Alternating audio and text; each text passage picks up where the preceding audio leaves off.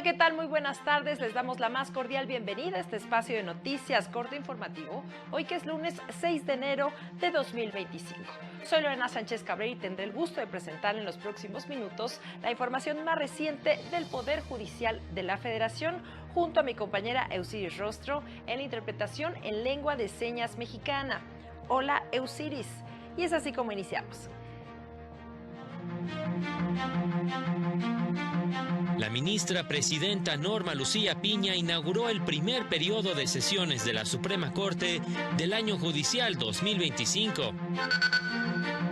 La suspensión provisional tiene efectos restitutorios contra la omisión de otorgar la tarjeta de visitante por razones humanitarias a solicitantes de la condición de refugiados. La JUFET solicita suspender la elección extraordinaria de personas juzgadoras. Comenzamos enlazándonos con nuestro compañero Mario López Peña, quien se encuentra en el edificio sede de la Suprema Corte, en donde se inauguró hoy el primer periodo de sesiones 2025 del Tribunal Constitucional. Muy buenas tardes, Mario. Adelante con tu reporte. ¿Qué tal? Muy buenas tardes. La ministra presidenta de la Suprema Corte de Justicia de la Nación, Norma Lucía Piña Hernández, declaró inaugurado el primer periodo de sesiones 2025 de la Corte. En esta sesión solemne, el ministro Juan Luis González Alcántara Carrancá, previo a rendir el informe de la Comisión de Receso, se pronunció sobre la erosión de los valores constitucionales y, con la esperanza de que se vuelvan a respetar, calificó como especulaciones todos los pronósticos sobre la reforma constitucional a los poderes judiciales del país. Esto como ministro de la última integración de la 11ª época de la Corte. Escuchemos parte de lo que dijo. Con la añoranza de que la honestidad y la lealtad no deberían de ser valores extraordinarios. Son lo mínimo que podemos esperar de una sociedad de mujeres y hombres decentes. La congruencia no es heroísmo, sino la expresión mínima de la decencia. Solo me queda la esperanza de un futuro en donde esto vuelva a ser verdad, aun si muchos de nosotros ya no estaremos aquí para verlo. El ministro González Alcántara Carrancá subrayó que la supervivencia de los principios constitucionales se dio por un consenso sobre las reglas del juego y de su respeto. Pero esa voluntad parece haber flaqueado. Como las lágrimas holandesas, destruir el legado de más de un siglo es tan fácil que resulta sorprendente que no hubiera ocurrido antes. Ante la incapacidad de abordarla de frente, de jugarla con las reglas establecidas, tan solo resulta necesario ejercer un poco de presión en la parte más frágil para dinamitar toda la estructura. Y en este punto no hay marcha atrás. De las actividades de la Comisión de Receso, informó que se admitió a trámite y se negó la suspensión en la controversia constitucional 377 de 2024 y que se desechó por notoria improcedencia la acción de inconstitucionalidad 193 de 2024. Es lo que sucedió en esta sesión de la Suprema Corte de Justicia. Muchas gracias, Mario, como siempre, por tu información. Y en más noticias, está vigente ya la nueva Ley Orgánica del Poder Judicial de la Federación, disposición que establece en su artículo 3º transitorio que hasta en tanto las ministras y ministros electos tomen protesta de su encargo ante el Senado de la República, la Suprema Corte continuará funcionando en pleno y salas. Además, se regirá para todos los efectos por las atribuciones, competencias, obligaciones, reglas de votación y demás disposiciones contenidas en la Ley Orgánica del Poder Judicial, publicada el 7 de junio de 2021, con excepción de la materia electoral. A partir del próximo mes de septiembre, la Suprema Corte estará integrada solo por 9 ministros y ministras y funcionará únicamente en pleno. Bastará la presencia de solo 5 de sus integrantes para que pueda sesionar, salvo las excepciones previstas en distintos párrafos y fracciones de los artículos 96, 100, 105 y 107 constitucionales.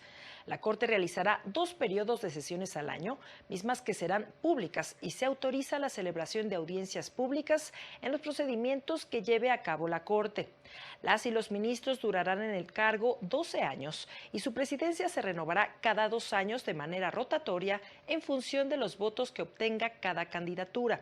La presidencia la ocupará quien haya obtenido el mayor número de votos en la elección correspondiente.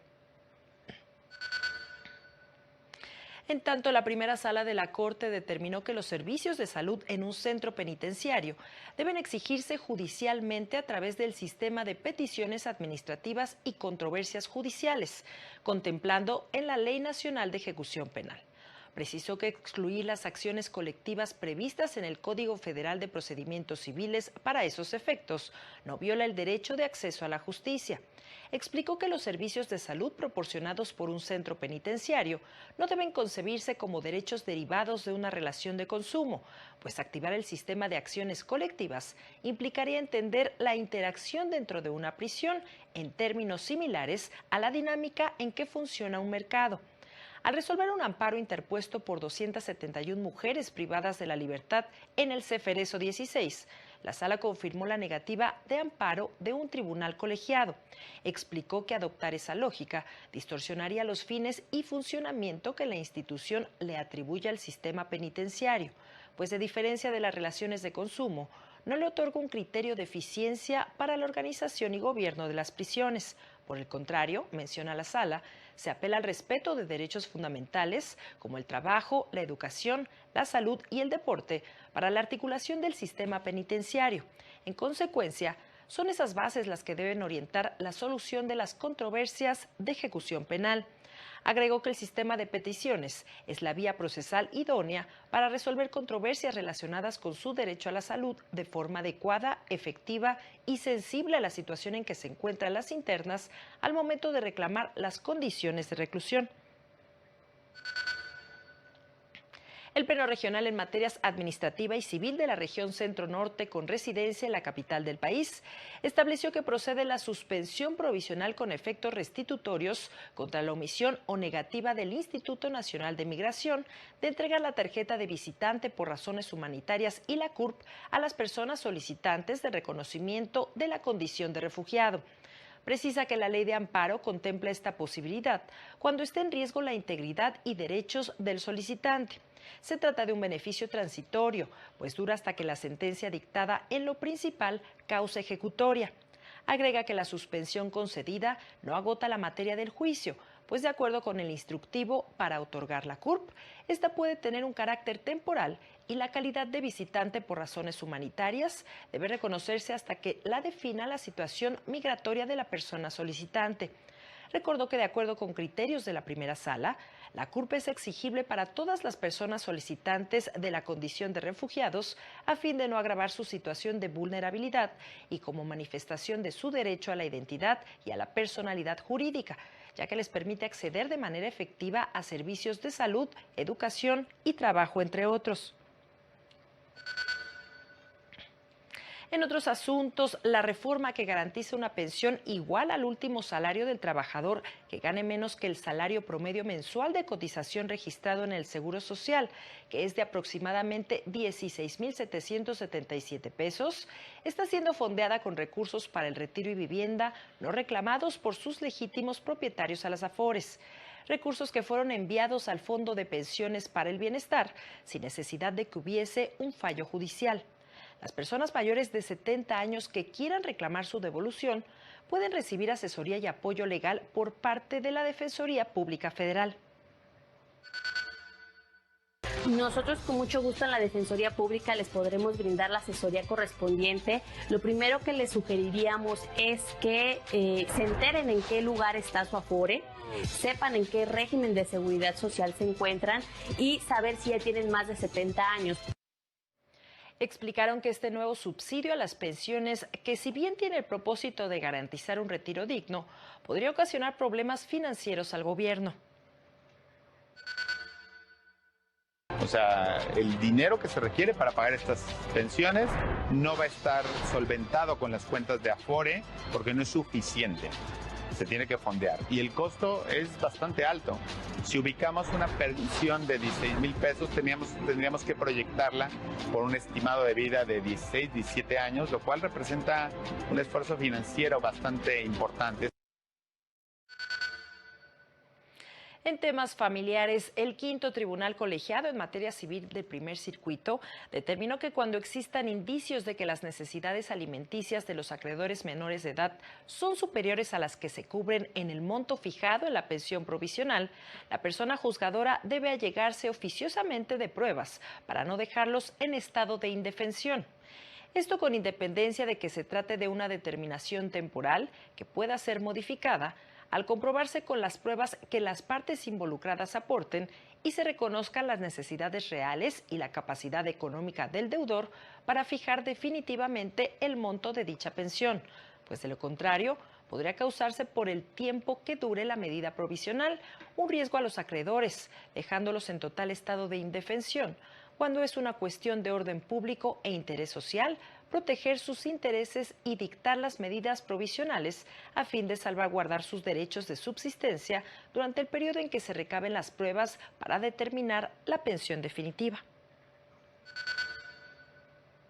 La Defensoría Pública Federal dio a conocer que ofrece servicios de orientación, asesoría y representación jurídica en el ámbito federal en temas relacionados con seguridad social, laboral, migración, impuestos, cargos no reconocidos, acceso a servicios, entre otros. Además, ofrece representación especial a personas en situación de vulnerabilidad, como es el caso de niñas, niños y adolescentes, indígenas, personas con discapacidad y de la diversidad sexual.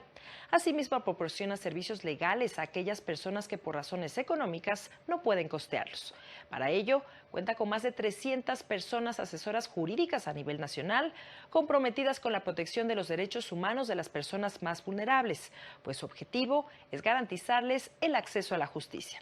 En el caso de la representación, acompaña a las personas o grupos en las fases, procedimientos e instancias judiciales federales que prevé las leyes respectivas, agota los recursos legales previstos y la promoción del juicio de amparo cuando es necesario. Y ahora nos enlazamos con nuestra compañera Laura Murillo, quien nos tiene el reporte de la conferencia matutina de personas juzgadoras y magistrados de este lunes. Muy buenas tardes, Laura, adelante con tu información. Muy buenas tardes. Comentarte que durante su conferencia matutina, personas juzgadoras denunciaron que durante la administración de Saldívar se aprobaron procesos de asignación del cargo para magistrado opacos, del cual se vio beneficiada Fabiana Estrada, quien siendo secretaria cobraba un sueldo de magistrada y hoy es aspirante a ministra de la Corte, quien también ha sostenido que existe corrupción en el Poder Judicial sin presentar pruebas que sustenten su dicho. Vamos a escuchar. Sí, tenemos ejemplos delicados que debemos superar. Este es un ejemplo donde quien dice que hay corrupción no demuestra, no proporciona datos. En cambio, ella está en el supuesto de un procedimiento, insisto, administrativamente legal, pero en todo caso indebido por muchas razones, entre otros por privilegiante. Te informo también que alertaron sobre inconsistencias en el proceso de selección de juzgadores por parte del Comité de Evaluación del Poder Legislativo. Mencionaron como ejemplo el caso del oficial judicial Jorge Manuel Rodríguez Campero, quien por haber consultado los requisitos y sin tener la intención de concursar ni haber registrado documentos, quedó inscrito automáticamente como aspirante al cargo de magistrado y además se encuentra en la lista de aspirantes aprobados. Vamos a escuchar. A propósito de la seriedad y de la fiabilidad de estas listas, de este proceso de concurso. Por un lado, la preocupación evidente de que quienes están en esas listas no colmen los requisitos mínimos indispensables. Esto nos ubica en el riesgo de que cualquier persona sin interés, sin el propósito o la voluntad de verdaderamente formar parte de esta institución, bueno, pues esté participando al menos formalmente y llenando los números. Señalaron que aunado a lo anterior existen decenas de suspensiones de amparo, según las cuales no debe continuar este proceso de selección y casos de personas juzgadoras que se están alineando con los discursos políticos. Es la información que tenemos este día. Muchas gracias, Laura, por tu reporte. Y en más sobre estos temas, ante los graves problemas que enfrenta la organización de la elección extraordinaria de personas juzgadoras, la JUFET llamó a suspender el proceso. Reiteró que la elección de personas juzgadoras no abona la democratización del Poder Judicial y, por el contrario, expone su independencia a la franca injerencia política, poniendo en riesgo los derechos de las personas y comprometiendo la confianza en la República. Recordó que la reducción presupuestal de 52% al INE obligó a reducir en 43% el número de casillas a instalar y a menos de la mitad el personal necesario para garantizar una votación segura, transparente y confiable. También es grave la no revisión del padrón electoral y la reducción de recursos destinados a garantizar la inviolabilidad del voto, lo que compromete la calidad del proceso y abre la puerta al acarreo y compra de votos. Además, existe el riesgo de que solo participe el 10% de los electores, lo que evidencia la falta de respaldo social al nuevo modelo para designar a las personas juzgadoras.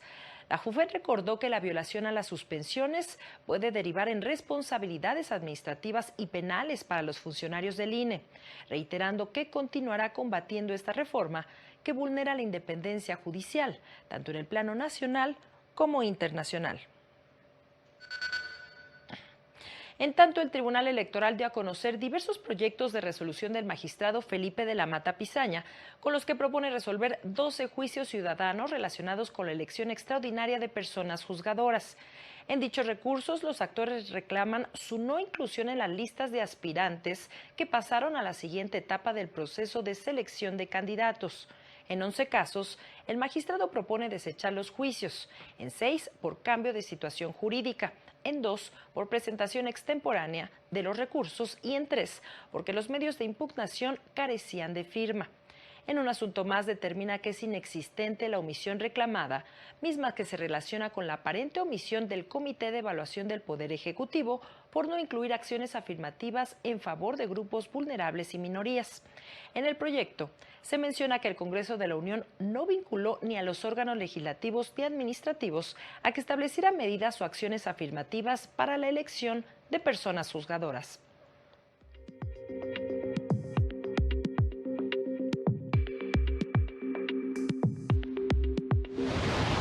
El Poder Judicial de Aguascalientes publicó la convocatoria para participar en la elección de magistradas y magistrados del Supremo Tribunal de Justicia y del Tribunal de Disciplina Judicial, así como de personas juzgadoras de primera instancia.